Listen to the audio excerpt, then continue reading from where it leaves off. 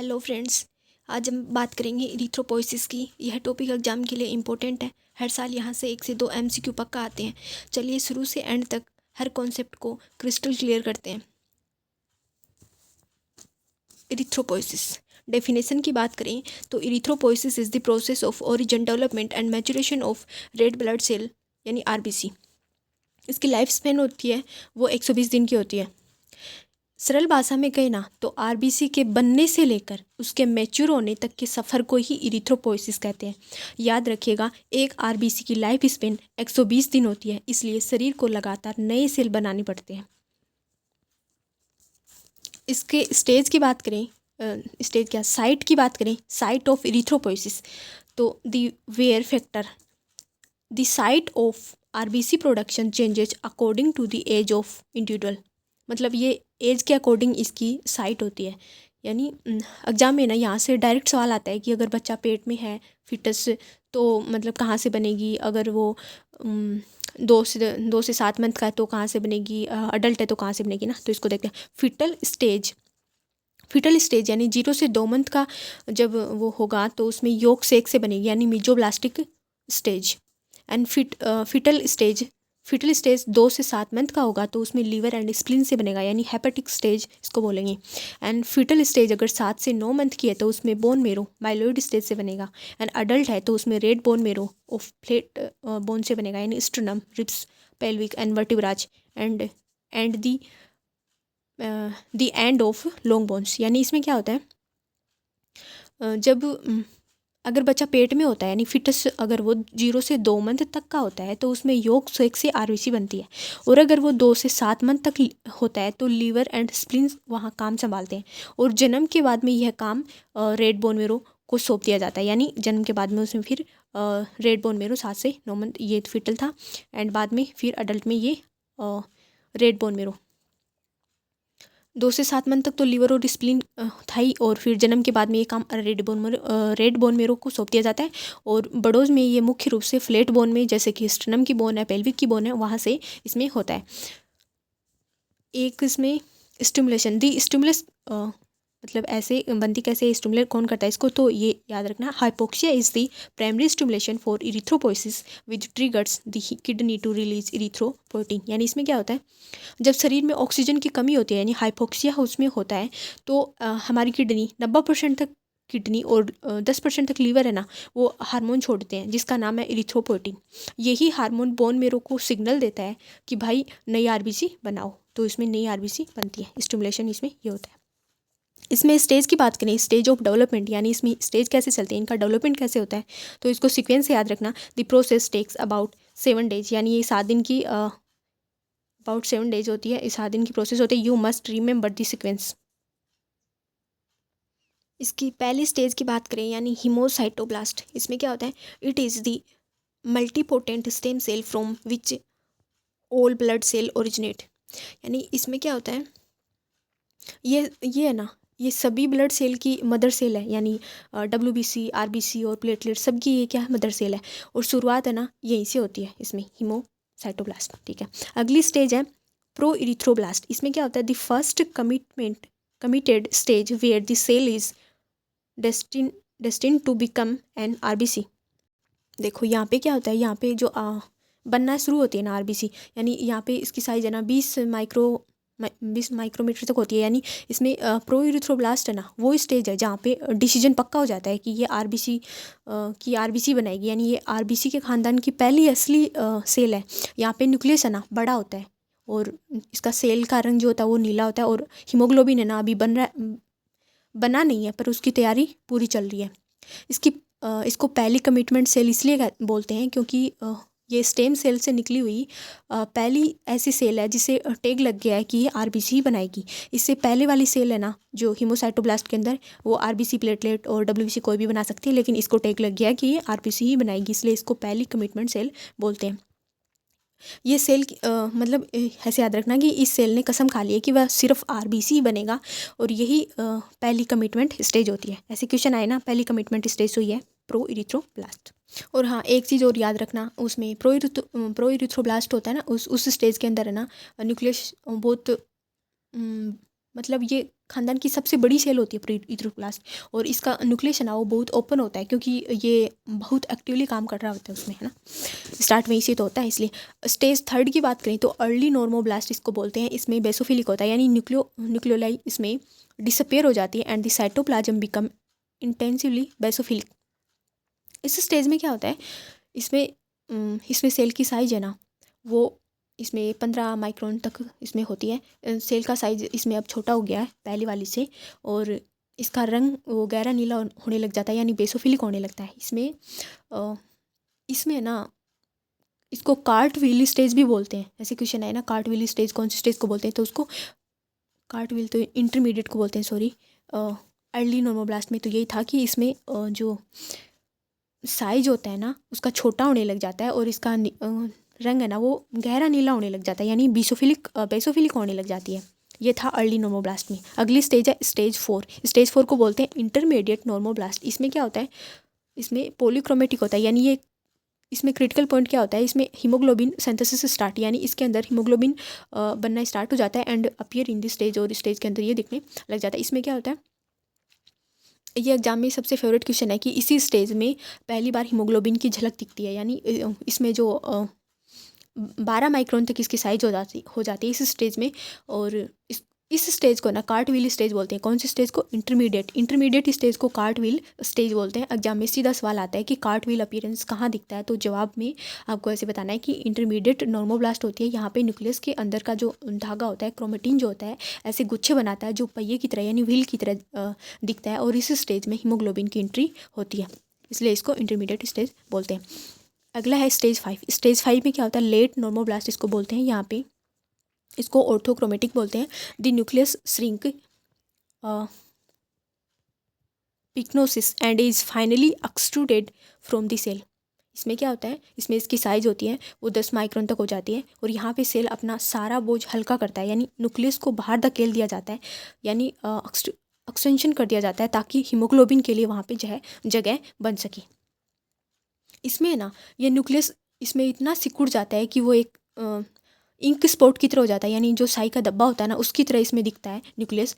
और इसमें जो इसको मेडिकल भाषा में ही ये इंक स्पॉट बनता है ना, इसको मेडिकल भाषा में पिक्नोसिस कहते हैं, और इसके तुरंत बाद में इसे सेल से बाहर धकेल दिया जाता है न्यूक्लियस को, ताकि उसमें हीमोग्लोबिन के लिए जगह बन सके। अगली स्टेज है इसमें रेटिकुलोसाइट में क्या होता है, immature RBC that contain remittent of RNA and organelles, it enter the blood stream and mature in 1 से 2 डेज। ये जो रेटिकुलोसाइट होती है ना, यहाँ पे इसकी साइज 8 माइक्रोन तक हो जाती है। यहाँ ये एक जैसे इनमें इंसान के अंदर जो स्टेज चलती है ना, इन्फेंटर, फिर वो इंटरमीडिएट, वो टोडलर, वैसे स्टेज चलती है ना, प्री स्कूलर, वैसे इसमें भी स्टेज चलती हैं। तो रेटिकुलोसाइट को एक किशोरी सेल बोलेंगे, यानी इसकी किशोर अवस्था होती है इसकी। इसमें क्या होता है, पूरी तरह से वो मेच्योर तो नहीं है, पर बोन मेरो, यहाँ पे बोन मेरो को छोड़कर वो ब्लड सर्कुलेशन में आ जाती है। इसका जो बड़ा होना, इसका सर्कुलेशन में ये आ गई है ना, फिर इसका बड़ा होना मतलब है शरीर में ब्लड की डिमांड ज़्यादा है। अगला है इसमें इरिथ्रोसाइट है, ये फाइनल मैच्योर यानी यहाँ पे फाइनली पूरी मेच्योर हो गई है RBC, and biconcave and non nucleated हो गई है, cell ready for oxygen transport. इसमें क्या होता है, फाइनली इसमें मेच्योर आरबीसी तैयार है बिना न्यूक्लियस के, यहाँ पे न्यूक्लियस नहीं है इसमें, और बाइकॉन्केव शेप के साथ में ये होती है, ताकि ये पतली से पतली जो वेन्स होती हैं ब्लड सर्कुलेशन में वहाँ पे आराम से तैर सके। और यहाँ पे फाइनली इसकी जो साइज़ है वो 7.2 माइक्रोन परफेक्ट साइज इसमें बन जाती है। देखो ये स्टेज होती है, इनको याद करने में थोड़ा ऐसे रहता है कि मतलब ऐसे कंफ्यूज रहते हैं ना, ऊपर नीचे हो सकते हैं, इसलिए इनको ट्रिक से याद रखना कि इसकी ट्रिक बनती है hi please never eat raw eggs. जैसे कोई ऐसे समझना कि कोई अजनबी है, जैसे आप उसको नहीं जानते हो और वो ऐसे कच्चा ही एग खा रहा है, तो आप उसको बोलोगे, सबसे पहले उसको बोलोगे hi please never eat raw eggs, यानी प्लीज़ कच्चा अंडा मत खाओ, यानी hi please never eat raw eggs daily. ठीक है, तो हाई से बनाना हीमोब्लास्ट, यानी सबसे पहले हीमोब्लास्ट, बाद में पी से प्रो इरिथ्रोब्लास्ट, फिर नॉर्मोब्लास्ट का अर्ली, एंड ई से इंटर नॉर्मोब्लास्ट, एंड फिर लेट नॉर्मोब्लास्ट एंड फिर रेटिकुलोसाइट आएगा ना, रेटिकुलोसाइट, और फिर यहाँ पे इथ्रोसाइट। इसमें क्या होता है देखो, एच से हेड यानी सबसे पहली स्टेम सेल है हाई हीमोब्लास्ट, यानी ये पहली स्टेम सेल है। पी से प्रोइथ्रोब्लास्ट यानी पी से परी, यानी यहाँ पे तैयारी शुरू हो गई है, ठीक है, प्रो यानी तैयारी शुरू हो गई है। नॉर्मोब्लास्ट यानी एन से शुरू है, यानी एन से न्यू सेल बनना शुरू हो गई है यहाँ पे। एंड यहाँ पे अर्ली नॉर्मोब्लास्ट थी, और इंटर नॉर्मोब्लास्ट में इसमें ये ई से एंट्री ऑफ हीमोग्लोबिन, यहाँ पे हीमोग्लोबिन की एंट्री होती है। एंड लेट के अंदर आर से रिजेक्शन ऑफ न्यूक्लियस, यानी न्यूक्लियस को बाहर निकाल दिया जाता है आर से। और लेट नॉर्मोब्लास्ट के अंदर आर से रिजेक्शन ऑफ न्यूक्लियस, यानी न्यूक्लियस को बाहर निकाल दिया जाता है ताकि हीमोग्लोबिन के लिए जगह बन सके।